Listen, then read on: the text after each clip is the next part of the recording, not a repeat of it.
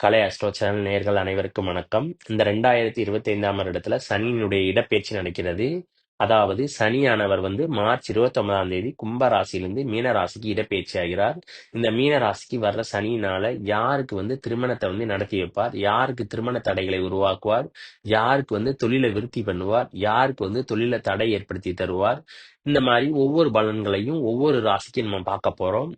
அதே மாதிரி இந்த சனி பாத்தீங்கன்னா சில சமயங்கள்ல வக்ரமாகவும் செய்வார். அந்த வக்ரமான சமயங்கள்ல எந்த ராசிக்கு நன்மைகள் இருக்கும், எந்த ராசிக்கு தீமைகள் இருக்கும் அப்படிங்கிறதையும் நம்ம பிரிச்சு பிரிச்சு பார்க்க போறோம். அதே நேரம் இந்த இடைப்பட்ட காலத்துல பாத்தீங்கன்னா வருட கிரகங்கள் சொல்லக்கூடிய குரு, ராகு, கேது இவர்களுடைய நகர்வுகள் அப்படிங்கிறது இருக்கும். அதையும் இதை கன்சிடர் பண்ணி இந்த சனி பெயர்ச்சியினுடைய பலன்களை பாத்தீங்கன்னா ஒவ்வொரு ராசிக்கும் நம்ம பார்க்க போறோம். அதுக்கு முன்னால சப்ஸ்கிரைப் பண்ணாதவங்க நம்ம சேனலை சப்ஸ்கிரைப் பண்ணிக்கோங்க. அப்படியே பக்கத்துல உள்ள பெல் பட்டனை கிளிக் பண்ணிக்கோங்க. அப்பதான் நான் போடுற வீடியோ உங்களுக்கு நோட்டிபிகேஷன்ல வரும். வாங்க வீடியோக்குள்ள போலாம். இந்த கும்ப ராசியிலிருந்து மீன ராசிக்கு வர்ற சனி பாத்தீங்கன்னா சில சமயங்கள்ல வக்ரமாகவும் இருக்கிறார், சில சமயங்கள்ல வக்ர நிவர்த்தியும் ஆகிறார். அதனால இந்த சனி பயிற்சிக்குரிய பலன்களை என்னன்னா நம்ம 5 பகுதிகளாக பிரித்து பார்ப்பது நல்லது. முதல் பகுதிங்கிறது சனி பெயர்ச்சியிலிருந்து, அதாவது மார்ச் 29லிருந்து 12/7/2025 வரைக்கும் ஒரு பலன்களாகவும், அடுத்து இரண்டாவது பகுதிங்கிறது 13/7/2025 பாத்தீங்கன்னா சனி மீன ராசியில வக்ரமாகிறார். அந்த வக்ரமான சனி பாத்தீங்கன்னா 27/11/2025 வரைக்கும் அங்க இருக்கிறார். அதனால 13/7/2025 27/11/2025 வரைக்கும் இரண்டாவது பகுதியாகவும், அடுத்து 28/11/2025 பாத்தீங்கன்னா வக்ரமான சனி பாத்தீங்கன்னா நிவர்த்தி ஆகிறார். அதனால 28/11/2025 26/7/2026 வரைக்கும் மூன்றாவது பகுதியாகவும், அடுத்து 27/7/2026 10/12/2026 வரைக்கும் மீண்டும் சனி வக்ரம் ஆகிறார். அந்த சமயத்துல உள்ள பலன்களை நம்ம நான்காவது பகுதியாகவும், அடுத்து 11/12/2026 3/6/2027 பாத்தீங்கன்னா சனி நிவர்த்தியாகி மீண்டும் மீனராசியில இருக்கிறார். அது என்னன்னா 5வது பகுதியாகவும் நம்ம பலன்களை பிரிச்சு பார்ப்போம். மீனராசி நேயர்களே, இந்த 2025ஆம் வருடத்துல சனியானவர் மார்ச் 29ஆம் தேதி கும்ப ராசியிலிருந்து மீனராசிக்கு இடப்பெயர்ச்சி ஆகிறார். கடந்த வருடங்கள்ல பாத்தீங்கன்னா நீங்க ஏழரைச்சனியுடைய முதல் பகுதியான விரயச்சனியில ஏற்கனவே இருந்தீங்க. தற்போது இந்த சனி பெயர்ச்சிக்கு அப்புறம் பாத்தீங்கன்னா நீங்க ஏழரைச்சனியினுடைய இரண்டாவது பகுதியான ஜென்மச்சனிக்கு நீங்க வர்றீங்க. இந்த ஜென்மச்சனியில பாத்தீங்கன்னா உங்களுக்கு என்ன மாதிரியான பலன்கள் கிடைக்கும் அப்படிங்கறதான் நம்ம பார்க்க போறோம். இந்த பலன்களை நம்ம 5 பகுதிகளாக பிரிச்சு பார்க்க போறோம். ஏன்னா ஆரம்பத்துல பாத்தீங்கன்னா சனி மீனத்துல இருப்பாரு. அதுக்கப்புறம் பாத்தீங்கன்னா சனி சில காலம் வக்ரம் ஆவார். அதன் பிறகு பாத்தீங்கன்னா வக்ர நிவர்த்தியும் ஆவார். மறுபடியும் பாத்தீங்கன்னா வக்ரம் ஆவார்.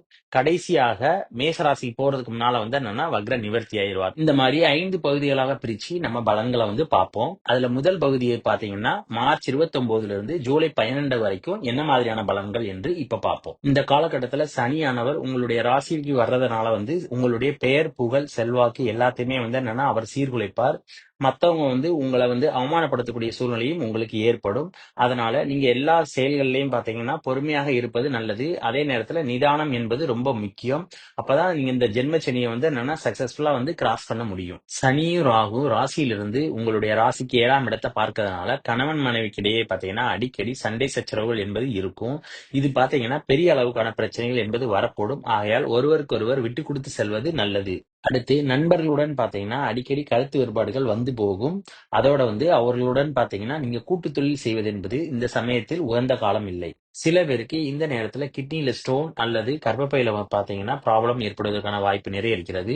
இடுப்பு மற்றும் முதுகெலும்பு பகுதியில் என்னன்னா கவனமாக இருக்க வேண்டும். சனியினுடைய பார்வையானது ராசிக்கு 3ஆம் இடத்துல விழுவுறதுனால உங்க கூட பிறந்தவங்க பாத்தீங்கன்னா உங்களை புரிஞ்சுக்கிட மாட்டாங்க. இதனால உங்களுக்கும் அவர்களுக்கும் பாத்தீங்கன்னா அடிக்கடி சண்டை சச்சரவுகள் என்பது ஏற்படக்கூடும். இந்த நேரத்துல உங்களுக்கு ஒரு உதவி வேணும் அப்படின்னு நினைச்சு நீங்க உங்க நண்பர்கள்ட்ட போனீங்க அப்படின்னு சொன்னீங்கன்னா நிச்சயமா கிடைக்காது. சனியினுடைய பார்வை 10ஆம் இடத்துல விழுவுறதுனால உங்களுடைய செய்தொழில பாத்தீங்கன்னா முடக்கம் ஏற்படுவதற்கான சூழ்நிலை என்பது இருக்கிறது. அதே நேரத்துல பாத்தீங்கன்னா எதிர்பார்த்த லாபங்கள் கிடைக்காம அதனால நஷ்டங்களை சந்திச்சு உங்களுடைய தொழிலை மூடக்கூடிய சூழ்நிலையும் ஏற்படக்கூடும். ஆகையால் உங்களுடைய தொழில்கள்ல பாத்தீங்கன்னா இந்த சமயத்துல எந்த ஒரு விரிவாக்கம் செய்யாமல் இருப்பது நல்லது. இந்த நேரத்துல வேலை பார்க்கும் இடங்கள்ல எதிர்பார்த்த பதவி உயர்வு கிடைப்பது என்பது கடினம். ஜீவனஸ்தானத்தை சனி பார்க்கறதுனால அதிகமாக உழைத்தால் மட்டும்தான் நீங்க சாப்பிடக்கூடிய சூழ்நிலை என்பது உங்களுக்கு ஏற்படக்கூடும். அடுத்து இரண்டாவது பகுதியான ஜூலை 13லிருந்து நவம்பர் 27 27 வரைக்கும் என்ன மாதிரியான பலன்கள் என்று பார்ப்போம். இந்த சமயத்துல பாத்தீங்கன்னா சனி வந்து வக்ரமாகிறார். சனி வந்து இந்த சமயத்துல உங்களுடைய ராசியில வந்து வக்ரம் ஆகிறதுனால பாத்தீங்கன்னா பெரிதான அளவுக்கு கெட்ட பலன்கள் என்று அவரால் வந்து உங்களுக்கு கொடுக்க முடியாது.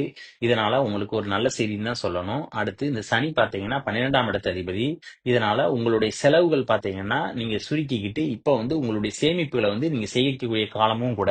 இதனால உங்களுக்கு இந்த காலகட்டம் நல்லதுன்னு தான் சொல்லணும். இந்த சமயத்துல கணவன் மனைவிக்கிடையே பாத்தீங்கன்னா ஒரு மியூச்சுவல் அண்டர்ஸ்டாண்டிங்கிறது வரும். அடுத்து நண்பர்களுடன் கருத்து வேறுபாடுகள் எல்லாமே வந்து நீங்கும். சொந்த தொழில் இந்த சமயத்துல பாத்தீங்கன்னா ஓரளவுக்கு எதிர்பார்த்த லாபங்கள் என்பது உங்களுக்கு கிடைக்கும்.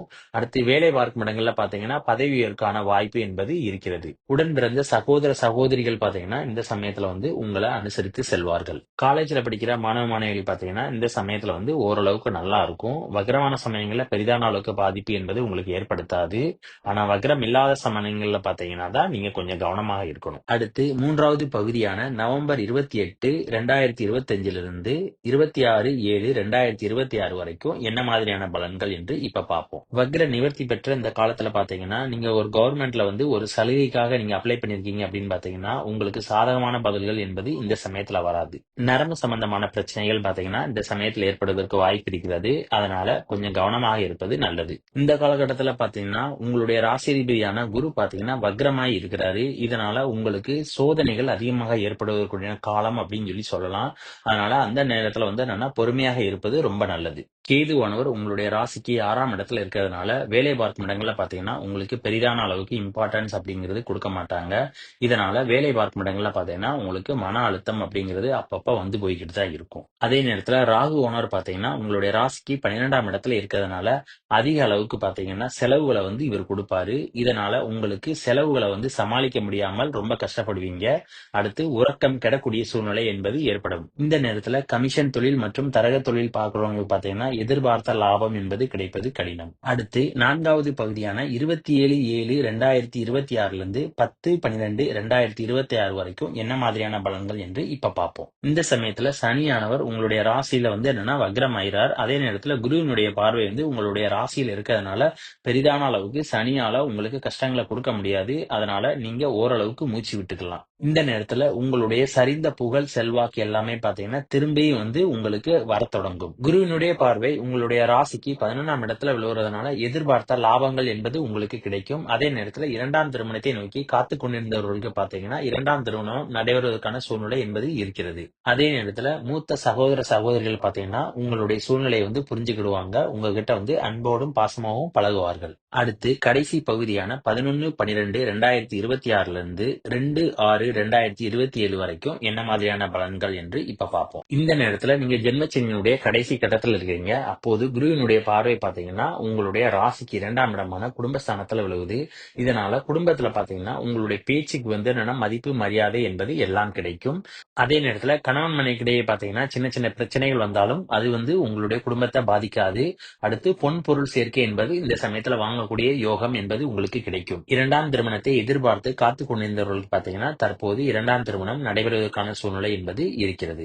குருவினுடைய சப்போர்ட் உங்களுக்கு இருந்தாலும் அவ்வப்போது உங்களுடைய முயற்சிகள்ல பாத்தீங்கன்னா சின்ன சின்ன தொய்வுகள் என்பது இருந்து கொண்டே இருக்கும். ஆரம்ப கல்வி படிக்கிற மாணவ மாணவிகளுக்கு இப்ப எப்படி இருக்குன்னு பாத்தீங்கன்னா குருவினுடைய பார்வை வந்து 2ஆம் இடத்துல இருக்கிறதுனால வந்து மாணவ மாணவிகள் பாத்தீங்கன்னா நன்றாக படித்து நல்ல மார்க் வாங்குவார்கள். ஆக இந்த சனிப்பெயர்ச்சியில வந்து நீங்க நிதானத்தோடு இருந்தா வெற்றி உங்களை தேடி வரும். இல்லை என்றால் கடினமான சூழ்நிலைகளை பாத்தீங்கன்னா எதிர்கொள்ள நேரிடும். அப்புறம் இந்த வீடியோ பிடிச்சிருந்தா லைக் பண்ணுங்க, ஷேர் பண்ணுங்க, கமெண்ட் பண்ணுங்க. மறக்காம பக்கத்துல உள்ள பெல் பட்டனை கிளிக் பண்ணிருங்க. தேங்க்யூ.